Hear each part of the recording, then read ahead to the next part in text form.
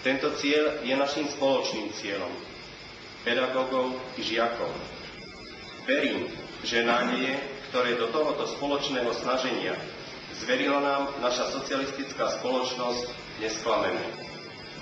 Milí mladí priatelia, naša mladá generácia vyrastá už v socialistickej spoločnosti. Mnohí vaši učitelia a snáď i niektorí vaši rodičia si však veľmi dobre pamätajú, že táto naša šťastná prítomnosť bola kedysi iba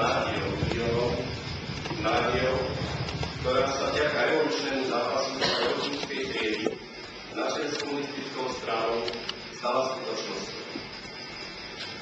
Táto skutočnosť má svoje ďalšie perspektívy, vybudovanie beztriednej komunistickej spoločnosti.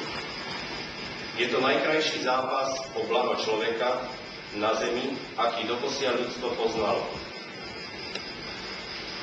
Aj vy, milí mladí priatelia, ste účastníkmi tohto veľkolepého zápasu. Dnes sa len pripravujete, zajtra budete jeho neoddeliteľnou súčasťou. Záleží len na vás, akým dielom k nemu prispiejete.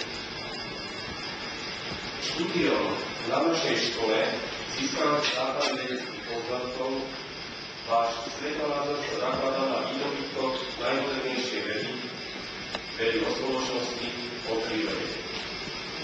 Dostávate do budúceho života najspolahlivejšie vodidlo, ktoré vás v zložitom ľudskom napredovaní nikdy nesklame. Nezabúdajte však, že veda v súčasnosti napreduje ľudovými krokmi. Uspokojiť sa s dosiahnutým by znamenalo ustrnúť, pretože pohyb v kruhu nie je pohybom vpred.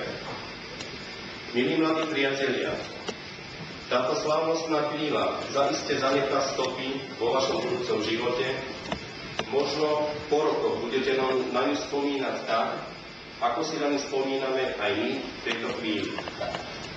Želám vám, aby sa tieto okamihy stali krásnou spomienkou, ku ktorej sa budete vždycky vracať s pocitmi radosti v životnom zápase. Ďakujem za pozornosť.